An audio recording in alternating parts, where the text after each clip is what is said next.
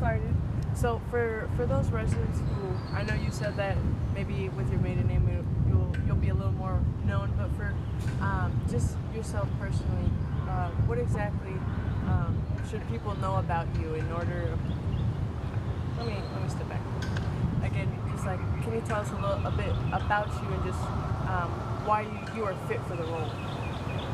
Well, I was born and raised in Port Arthur. Like most people say, lifelong resident. I am 66 years old. I have 2 kids. One is in education. The other one is a fireman. My husband is an electronics engineer for GE. He's been doing that for 35 years. So we've all been raised here in Port Arthur. And what I love and what I've always loved and very passionate about is the growth of Port Arthur, because I would like to take it to where it was when we were actually growing up. And some other people that have actually encouraged me to run wanted me to actually look at certain things, like the housing affordability, the infrastructure, the streets, our water and city waste management. Recently our bills have gone up. There was really no real explanation for that, so the residents of Port Arthur were very upset that they were just going up, but there was really no real explanation for that. But most importantly, I really want to look at the cohesiveness of the council and our city stakeholders. Having a better relationship with the refineries, having them actually be involved with the city and its residents. That's something that most of the residents do not see and have not had since it was Gulf Oil and just Texaco that was actually in the city of Port Arthur. And you kind of answered it already, but if you have a different answer, why exactly are you running for city council? For that reason, I mean, I am passionate. I really want to see Port Arthur return to its glory and look at the city and infrastructure where we are actually working with each other and being a cohesive council. Not only that, but to be very good stakeholders, you know, and have that communication, because I don't see that. I just don't see that. I'll give you a good example with the explosion. I lived in that area. There's the only thing that separates my home from Valero is a 3-mile marsh. So we really felt the explosion. We come out, 911 was not working. We could not get a stand was not working. So we never got a real clear picture of what was happening. So then I had to think, and most of the residents in our neighborhood said, what is the emergency procedure? How do they contact us? How do they tell us, you know, when to evacuate, stay inside, shelter in place? That was not done. So those kind of things are very important to not only me, but people who have spoken to me about running. And if you were elected, what do you want the future of your district to look like? Simply, the infrastructure is important. Like I said, the streets. I would prefer to have better streets, a better water system. I think at least 2 months, 2 times out of a month, we are inundated with staying about a water issue. So to me, that tells me we have water system issues, water pressure issues that we have in our neighborhood. That needs to be cleaned up. I look at the cohesiveness that we don't have with the refineries and them having to work well with us as residents, because to me, I am an employee of the residents of the city of Port Arthur. If you so put me in there and that is my opportunity, we need to realize that as city councilmen, we are employees of the citizens of Port Arthur. And in which case you're speaking for the citizens of Port Arthur, and I would prefer that be a little more transparent. And of course, your district the Yes. mall. How do you plan to push more of that development forward? Well, right now, that part, District 4 is probably the biggest district in square miles than any other districts, mostly because that side of town has been built up. Everything rests at 365. What I don't see is east of 365 being cultivated. That's something that we want. My Port Acres area, El Vista area, Lakeside, that side I would prefer be built up a little more, a lot less traffic, better streets, signals for our kids for safety. There is a railroad, and the people in Port Acres were talking about that railroad. They finally did fix the track itself, but there was a safety bar that needed to be placed there, but also one just past the market basket there, and that was never done. So those kinds of things really need to be built up. As far as 365, I'm loving it at the mall, and that is one thing that my predecessor did. He actually has helped tremendously on that side and procuring help to actually get more businesses into the mall. So I will continue to do that as well. And then, are there any issues that you currently see in your district that need improvements? And if so, what are kind of your plans to fix it? And as I said, I am going to actually work with my predecessor, Harold Doucette, because he did a very good job in actually having them do the streets. They are actually systematically going through and doing the water cauldrons and going through our drainage. So I'm going to continue to do that. But in our lakeside area, I really need to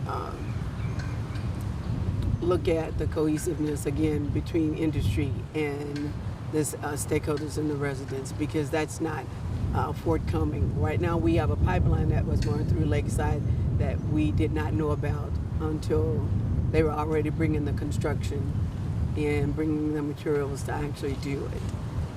That's not really paying attention to the citizens, and that's paying more attention to industry. And I know a lot of that is part of the tax abatements. So that's something else we need to look at.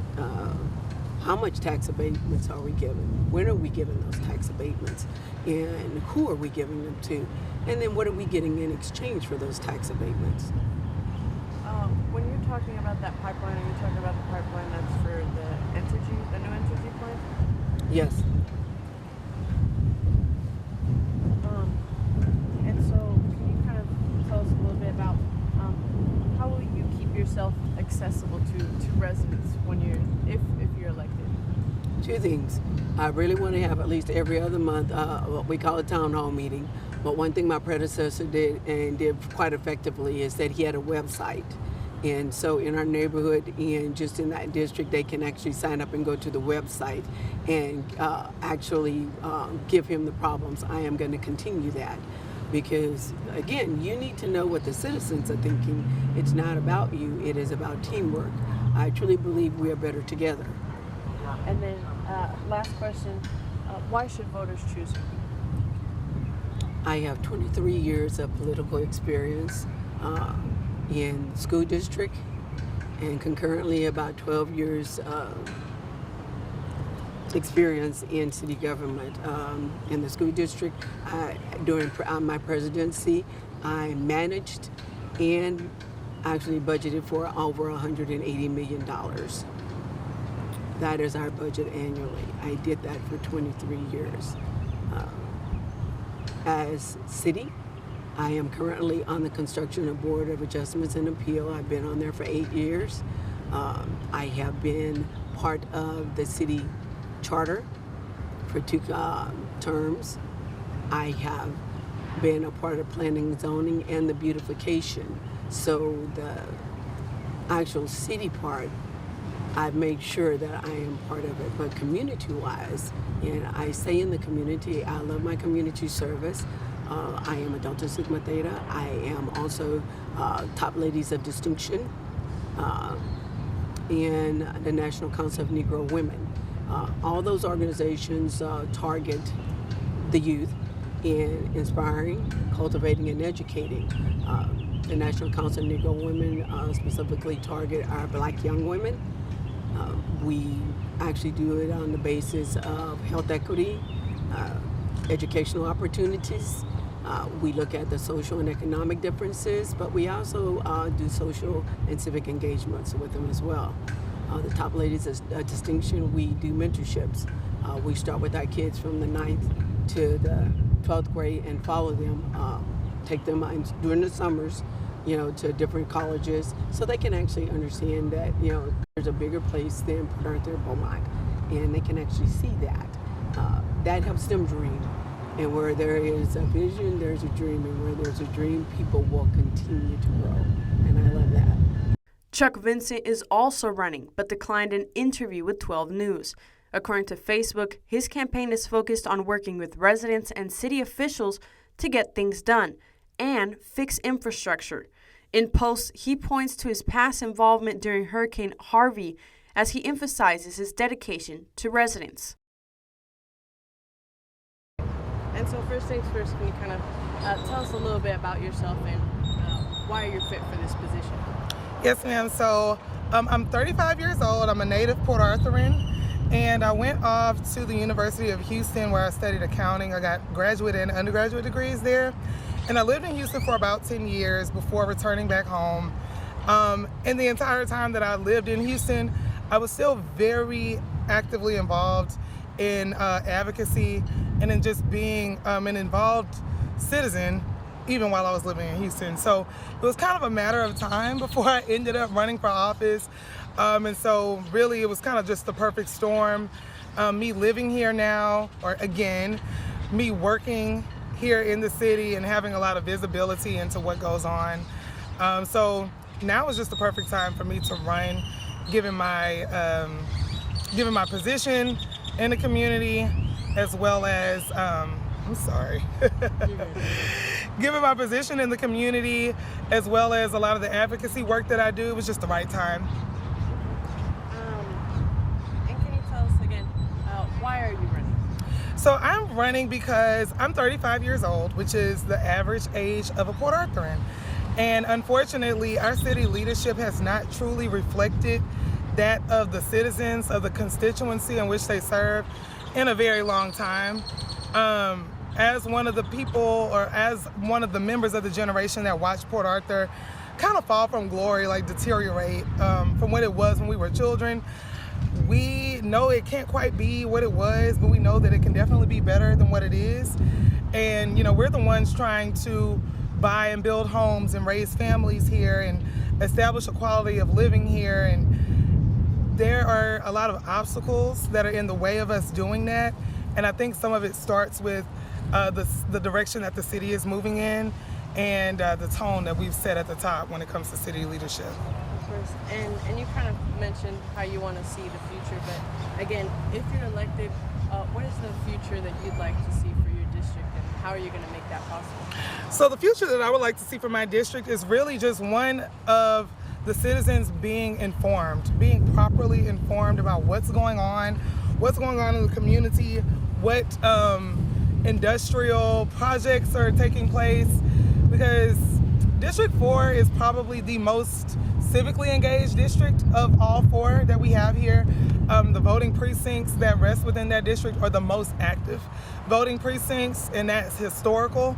And so the interest that the citizens of District 4 have in knowing what's going on in District 4 is not quite met by the leadership of District 4. So I think if we had leadership that matched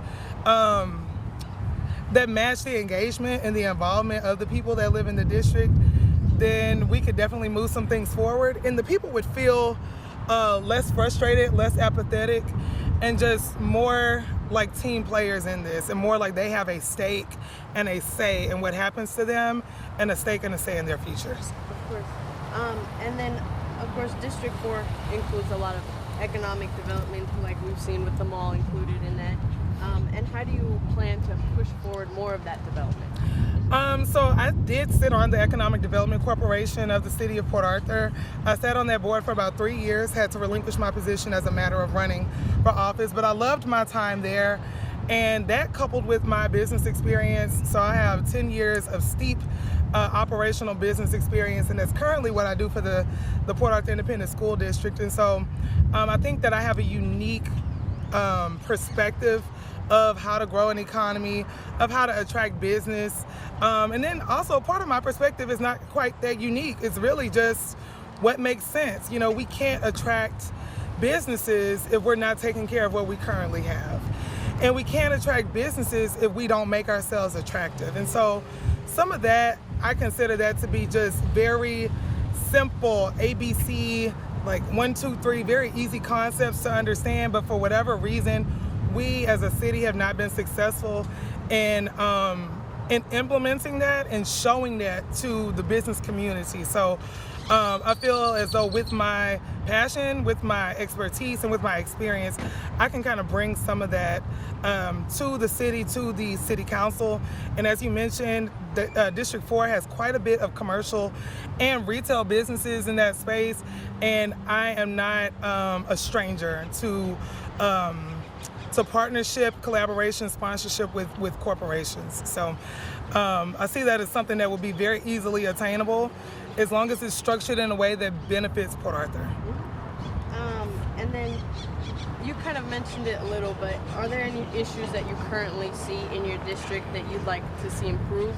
And if so, what exactly are you going to do to do that? One of the main issues that I'd like to see corrected, if you will, is that of communication between the citizens and the city council person, and also that of the citizens and the entire city leadership.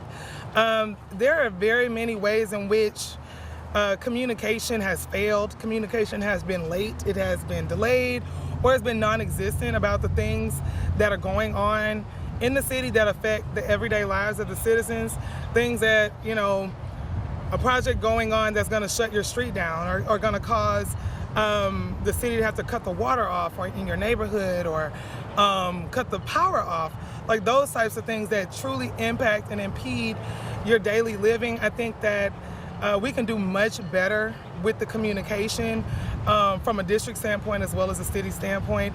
And I don't see any issue with making that happen. I'm pretty savvy when it comes to communication, as well as with social media, and we know that social media kind of rules our local politics and even our local civic engagement. And so I'd be looking to personally implement some of that to represent my district, but also push for more polished, more professional, more succinct communication on the city's part as well. Okay. And kind of talking about communication, if you are elected, how are you going to keep yourself accessible to residents? So I'm going to maintain my social media pages, and I think those can be avenues used for communication. But also I am willing to learn about what the city has available already. I know that most elected officials do have like city issues, mobile devices, as well as emails, and really a key component of being a good representative of a constituency is remaining accessible. So if I have emails, I should be checking them. I should be responding. I should be responding within a reasonable amount of time. And even if I can't be the one to respond in a timely manner, there should be someone who is communicating, at least on my behalf, to say, hey, we acknowledge receipt of your concern, of your issue, and we're going to work to get you a solution instead of leaving things untouched, dormant, and not responding to people at all. Of course. And then my last question, second to last, why should voters choose you? Voters should choose me because, again, I am the average age of a Port Arthurian. I'm 35 years old, and I have a pulse for the people. I have a pulse for Port Arthur, what's going on in the city, unlike that of any of my opponents, honestly. And that is not, I guess, a shade or a slight to them, but I understand the plight of the Port Arthurian, of the average Port Arthurian. The majority of our population in this city are between the ages of 18 and about 42 years old. And honestly, our current city council, the youngest person on our current city council is about 44 years old. And so Port Arthur just needs new, fresh ideas, new, fresh leadership. And while that's not to dismiss all of the work and the dedication of our leaders currently and leaders past, but it's 2026 and Port Arthur needs to move forward into the into this new decade, into the new millennium, if you will.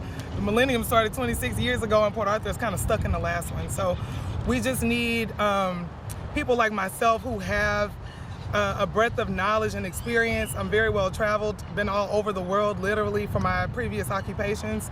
And so bringing those collective experiences plus my business knowledge to the city council and my pulse for the people, I think that's what makes me the most viable candidate for District 4. Okay.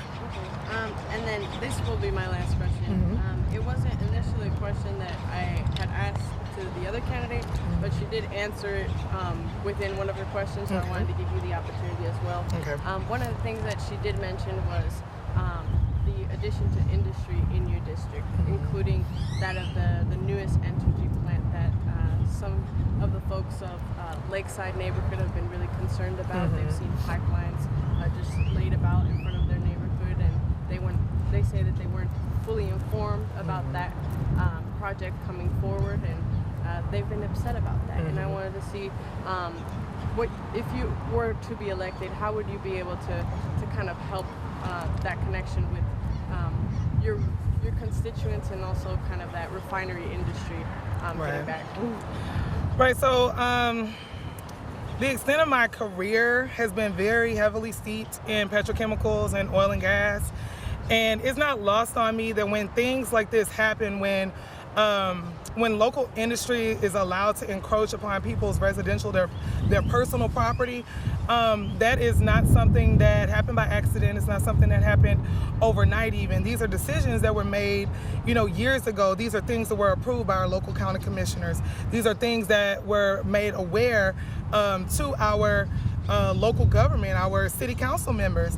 Even if maybe they weren't paying attention, these things have come across their desks, and at the very least, these things should be being communicated to their constituents. Why?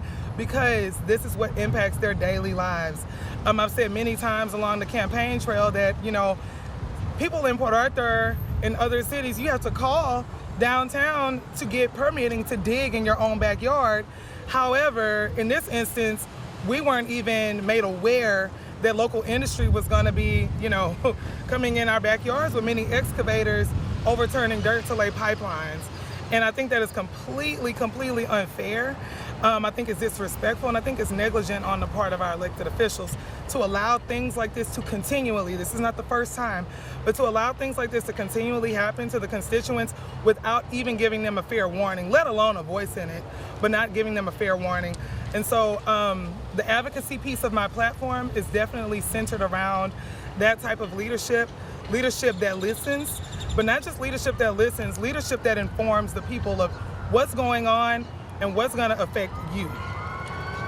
Anything else that you'd like to add? So Port Arthur needs collective leadership that'll usher us into 2026, but it's no secret that it takes 4 votes to do anything. And so I would just encourage Port Arthurans to get out and vote, and not just get out and vote, but get out and vote for leadership that represents that of the entire community, right? We don't want people who are going to get out there and only represent for a portion of Port Arthurans, because that's what's happened, and that's why Port Arthur looks the way that it does. We need true representative leadership that's going to take care of the entire city and leave no districts and no parts left behind. So just do your good research, do your good Googling. My website is KaylaJ4PA, and that's KAALAJ, the number 4, PA.com. All the information about my background and my platform can be found there.